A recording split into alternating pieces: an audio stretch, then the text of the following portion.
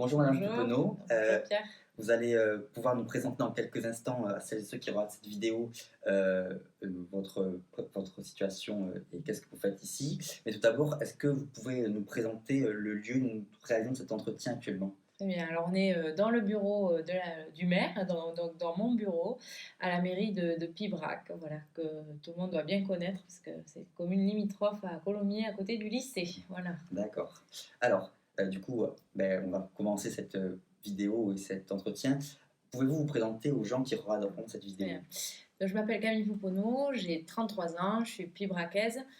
J'ai grandi à Pibrac depuis j'habite et j'ai grandi à Pibrac et j'étais donc au lycée international Victor Hugo. J'ai été diplômée du baccalauréat en 2007. D'accord. Alors, après ces études au lycée Victor Hugo, quelles études avez-vous suivies pour en arriver là, si on peut dire ça comme Oui. ça? Alors, sans surprise, j'ai fait Sciences Po, voilà. Donc, durant ma dernière année de terminale, je me suis énormément préparée au concours d'entrée à Sciences Po. J'ai passé à peu près tous les concours d'entrée de Sciences Po. À l'époque, ils n'étaient pas aussi fusionnés que maintenant, donc il y en avait beaucoup. Et j'ai été reçue donc juste après le bac à Sciences Po Toulouse, où j'ai fait donc 5 ans d'études. Et ensuite, j'ai commencé ma vie professionnelle en 2012 en étant assistante parlementaire à l'Assemblée nationale. Entre-temps, j'ai fait plein de boulots. J'ai été professeure, j'ai été chargée de relations institutionnelles dans une entreprise, j'ai travaillé dans des administrations et aujourd'hui, donc, je suis maire de Pibrac. D'accord. Qu'est-ce que vous en retirez, qu'est-ce que vous en apportez ces études-là vis-à-vis de ce que vous faites actuellement? Est-ce Alors, les que études à Sciences Po ou les études à Sciences Po? au lycée. Les études à Sciences Po, évidemment, m'ont aidé à appréhender le monde dans lequel j'évolue, hein, qui est le monde, la sphère politique, parce qu'on étudie évidemment Mmh. ce qui se passe dans la sphère politique à Sciences Po, même si on n'étudie pas, contrairement à ce que certaines le croient, le pensent, on n'étudie pas les jeux de pouvoir, les stratégies politiciennes, c'est pas ça qu'on fait à Sciences Po, mais en revanche, on apprend le fonctionnement de cette sphère, donc ça m'a permis de mieux appréhender mon environnement professionnel, les études, et ensuite ça m'a permis de confirmer que c'était bien ce que je voulais faire. D'accord.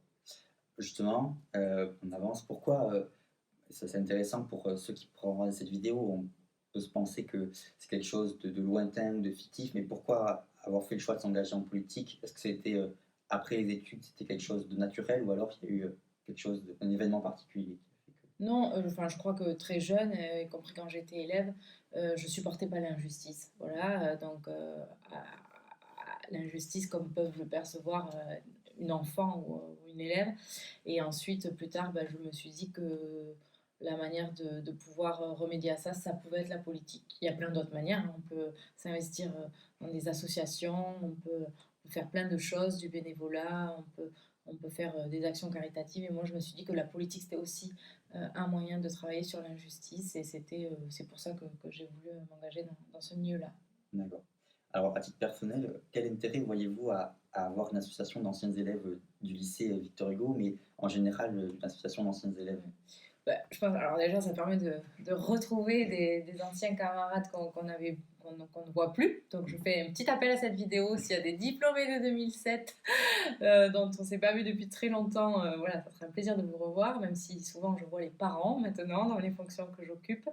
Et puis surtout, c'est un bon moyen de se faire du réseau parce qu'après, quel que soit l'environnement dans lequel on travaille, eh ben, le fait de rencontrer les anciens élèves, ah, ben, toi tu fais quoi? Ah oui, tu fais ça, ça existe, ah bon? Ah oui, voilà. Donc ça permet évidemment de créer un réseau et c'est très important dans un environnement professionnel quel qu'il soit.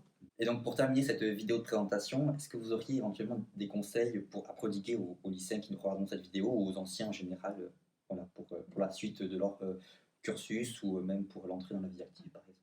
Bon, peut-être pas pour les anciens parce qu'ils ont déjà bien fait leur parcours, mais en tout cas, pour les élèves, je voudrais leur donner deux petits conseils, hein, un dans la sphère professionnelle et dans la sphère un peu plus privée. Le conseil dans la sphère professionnelle, c'est qu'il faut énormément travailler. Voilà, il n'y a pas de secret. Évidemment, quand on rentre au lycée ou quand on fait des études, on n'a pas tous les mêmes chances. Voilà, en fonction de l'environnement, du réseau de nos parents, de la capacité qu'ils ont à nous aider à faire nos études. On n'a pas tous les mêmes chances, mais il y a quelque chose qui permet de gommer ces inégalités, sans nul doute, ça s'appelle le travail. Et ensuite, on a aussi, parce que c'est la nature et c'est la vie, on a des inégalités naturel, voilà, qui fait que les uns et les autres ont des qualités que d'autres n'ont pas, et inversement. Et pareil, le moyen de gommer ces inégalités naturelles, c'est de travailler. Donc voilà, pas de secret, si vous avez un objectif, un rêve, il faut travailler, et après, tout devient possible. Donc ça, c'est sur la sphère professionnelle. Et sur la sphère privée, je voudrais vous dire que le travail, c'est quand même pas la vie. C'est moi qui vous dis ça, alors que je fais 70 heures par semaine, mais qu'il y a aussi tout le reste qui est important. Voilà, ses proches, la beauté de la nature et de la vie. Et donc, je voudrais vous dire que quoi qu'il arrive, et même si vous poursuivez vos rêves, n'oubliez jamais de cultiver votre fort intérieur et vos proches. Ben, sur ces belles paroles, merci Ah beaucoup. oui, oui, c'est une belle parole pour Voilà. conclure. Du coup, on vous remercie d'avoir regardé cette vidéo, cette première nouvelle série. On espère que ça va vous plaire. On se retrouve très prochainement pour de nouveaux invités, de nouvelles vidéos avec toujours des anciennes VH. Et n'hésitez pas à nous dire ce que vous avez pensé en commentaire. On se retrouve très vite pour de nouveaux contenus et à très bientôt.